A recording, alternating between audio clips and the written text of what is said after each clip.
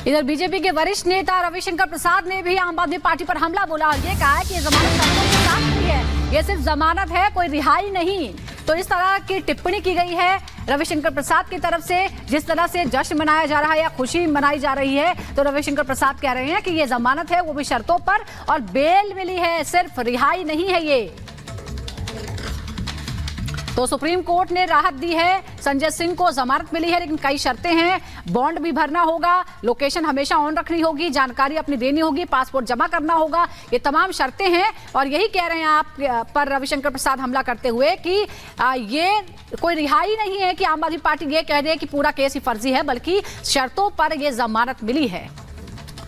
तो शर्तों के साथ जमानत मिली है, रविशंकर प्रसाद का यहां पर कहना है। उन्होंने कड़ा हमला बोला और आम आदमी पार्टी को याद दिलाया कि ये सिर्फ बेल है, रिहाई नहीं है। उधर आपको ये भी बता दें, सुप्रीम कोर्ट ने भी टिप्पणी की थी कि इसे किसी भी तरह से नजीर ना समझा जाए इस जमानत को। जतिन और वैभव हमारे दो सहयोगी हमारे साथ जुड़ चुके हैं। पहले जतिन का रुख कर लेते हैं। जतिन, शर्तों के साथ जमानत मिल गई है, अभी संजय सिंह कहाँ है, कितनी देर में अपने घर पहुंच जाएंगे, क्या परिवार वाले उनके साथ हैं, पूरी अपडेट क्या है? आज बिल्कुल देखिए, संजय सिंह अभी ILBS अस्पताल में मौजूद है और अस्पताल के बाहर की आप हलचल देखेंगे तो अब वो यहाँ पर बढ़ रही है। तिहाड़ जेल की जो जेल वैन है वो यहाँ पर खड़ी हुई है ठीक इमरजेंसी के बाद। अब से कुछ देर पहले संजय सिंह को वार्ड से इमरजेंसी में शिफ्ट किया गया है। यहाँ पर उनकी डिस्चार्ज से जुड़े जो पेपर वर्क है वो यहाँ पर किया जा रहा है। कल जो टेस्ट उनके कंडक्ट किए गए थे तो वो टेस्ट की रिपोर्ट संजय सिंह और उनकी फैमिली को सौंपी जा रही है और अब से कुछ ही देर में संजय सिंह को इसी सामने इमरजेंसी के गेट से निकाला जाएगा और इस जेल वैन में बिठाकर तिहाड़ जेल ले जाया जाएगा। आपको बता दें कि संजय सिंह की जमानत मिलने के बाद पहली तस्वीर जब अपने दर्शकों को दिखाई तो उसमें संजय सिंह व्हील चेयर पर बैठे हुए नजर आए। सामने आप कांच की इमारत देख रहे हैं अस्पताल की, इसी में ही जो एक प्राइवेट वार्ड था वहां पर संजय सिंह भर्ती थे। कल सुबह 10 बजे उनको यहां पर लाया गया था, जिसके बाद उनके टेस्ट किए गए और इसी इमारत से संजय सिंह इमरजेंसी में पहुंचे, व्हील चेयर पे वो मौजूद है। कुछ ही देर में अब जेल वैन के जरिए तिहाड़ जेल के लिए संजय सिंह को ले जाया जाएगा। यहां से तकरीबन 45 से 50 मिनट का रास्ता है तिहाड़ जेल का। तिहाड़ जेल ले जाने के बाद वहां पर जो प्रोसीजर है जमानत का वो शुरू किया जाएगा। हालांकि राउत रेवेन्यू कोर्ट ने कुछ शर्तें तय की हैं। जी, वैभव का रुख कर लेते हैं। वैभव, जैसा कि जतिन बता रहे हैं, अभी तो हॉस्पिटल में ही है, अस्पताल में ही है संजय सिंह, लेकिन कोर्ट ने अपनी शर्तें तय कर दी हैं, यानी अब बहुत ज्यादा समय नहीं लगेगा। क्या कोई जानकारी मिल पाई है कि कितने समय तक वहां पहुंचेंगे, उसके बाद अंदर कार्रवाई खत्म होने में, कागजी कार्रवाई खत्म होने में कितना समय लग सकता है? बिल्कुल सुजाता, इस वक्त संजय सिंह ISBL अस्पताल में मौजूद हैं। बॉन्ड भरे जाने की जो फॉर्मेलिटीज है वो इस वक्त पूरी की जा रही हैं और इसी बीच संजय सिंह को ISBL अस्पताल से तिहाड़ जेल ले जाया जाएगा और बॉन्ड भर जाने के बाद जो संजय सिंह की रिहाई के कागजात हैं जमानत के, वो लेकर तिहाड़ जेल पहुंचेंगे उनके अधिवक्ता और उसके बाद वहां पर पेपर वर्क होंगे और उसके बाद संजय सिंह जो है वो जेल से बाहर आएंगे। यानी कि अगर पूरे प्रोसेस की बात करें तो तकरीबन 2 से 3 घंटे का वक्त और लगेगा। और जब संजय सिंह तिहाड़ जेल से बाहर निकलेंगे और तिहाड़ जेल से बाहर निकलने के बाद उनका कार्यक्रम क्या है, क्या वो अरविंद केजरीवाल के घर पर उनकी पत्नी से मिलने जाएंगे, वो सीधा अपने आवास यानी कि जिस वक्त जहां पर हम मौजूद है वहां पर पहुंचेंगे। एक बार संजय सिंह के आवास की तस्वीर अगर हम आपको दिखाएं तो आप देखिएगा यहां पर आम आदमी पार्टी के तमाम कार्यकर्ता जो हैं वो इस वक्त जुटे हुए हैं, क्योंकि वो समझते हैं संजय सिंह का इस परिस्थिति में बाहर आना, जब आम आदमी पार्टी की टॉप लीडरशिप तमाम ऐसी है जो इस वक्त जेल में ही मौजूद है। संजय सिंह लोकसभा चुनाव से पहले जमानत पर बाहर आ रहे हैं, तो तय है आम आदमी पार्टी के लिए आने वाले लोकसभा चुनाव में जो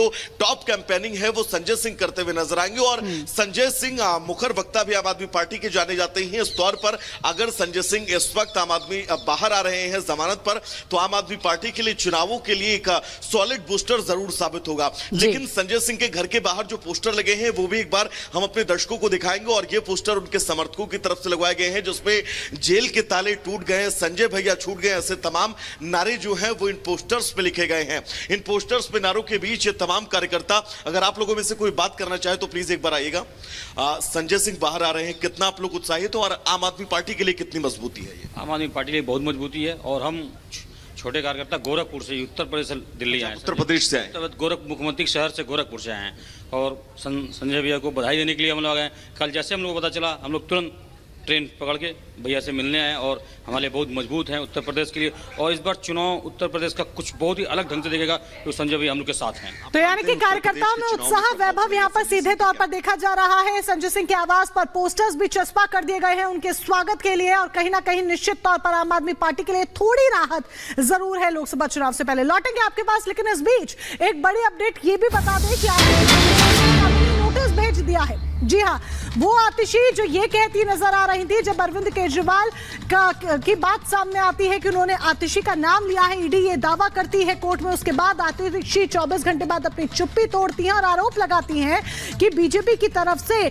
उनके करीबी के थ्रू उन तक ऑफर आया है बीजेपी में शामिल होने का। अब इसको लेकर बीजेपी ने कानूनी नोटिस भेज दिया है आतिशी को।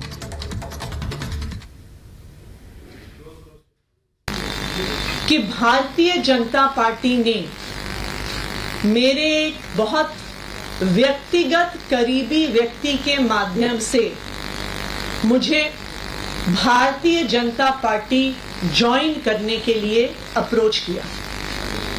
मुझे ये कहा गया कि या तो मैं भारतीय जनता पार्टी ज्वाइन कर लूं, अपना पॉलिटिकल करियर बचा लूं, अपना पॉलिटिकल करियर बढ़ा लूं, और अगर भारतीय जनता पार्टी नहीं ज्वाइन करी तो आने वाले 1 महीने में ईडी द्वारा मुझे गिरफ्तार कर लिया जाएगा। ये एक मेरे बहुत करीबी व्यक्ति के माध्यम से मुझे बताया गया। नहीं देंगे, इसलिए उनको लीगल कार्रवाई के लिए हमने नोटिस दिया है। और जहां तक जब तक वो तथ्य नहीं रखती, नहीं तो इस पर जो कानूनी कार्रवाई चलेगी, लेकिन इनको भागने नहीं देंगे, इनको जवाब देना पड़ेगा।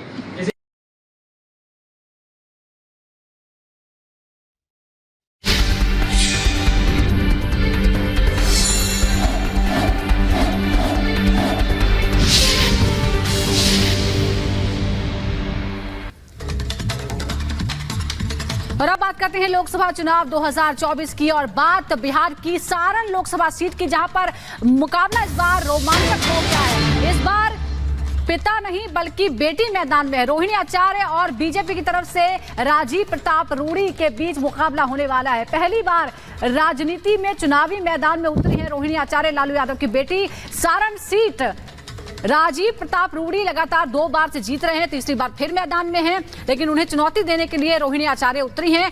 क्या रोहिणी आचार्य अपने पिता की विरासत को यहां पर आगे बढ़ाने का काम कर पाएंगे, देखना होगा। रूडी जी, पहले तो लालू यादव से लड़े आप, राबड़ी देवी से लड़े, अब सिंगापुर से उनकी बेटी आई हैं जो कि सोशल मीडिया पे काफ़ी एक्टिव रहती है। बहुत अच्छा है, और बेटी चाहे किसी की हो उस पर मैं बिल्कुल कोई टिप्पणी नहीं करना चाहूँ। इनफैक्ट मुझे इस बात का अफसोस है कि जब एक तो मुझे पता नहीं है कि वो कैंडिडेट है कि नहीं है, आप लोगों से सुनने में आ रहा है, सुने हैं कि घूम रही हैं। बेटी तो किसी की भी बहुत प्यारी होती है, इसलिए उसके बारे में अगर मुझे इस उम्र में कहिएगा टिप्पणी करने के लिए तो मुझसे नहीं होगा। और मुझे इस बात का भी अफसोस है कि अगर उनके खिलाफ अगर कोई अभद्र टिप्पणी कहीं होता तो मुझे भी बहुत दुख होगा, लेकिन उससे ज़्यादा दुख उस पिता को होना चाहिए जिन्होंने उनको इस परिस्थिति में लाके खड़ा कर दिया है, और ये ठीक नहीं लग रहा है मुझे। लेकिन चुनावी राजनीति है और वो चुनाव लड़े, विपक्ष में कोई ना कोई तो खड़ा ही होगा। और मुझे ऐसा लगता है कि अगर इतना ही प्यार था, सचमुच प्यार होना भी चाहिए, तो राज्यसभा का सीट 90 विधायक हैं तो देना चाहिए।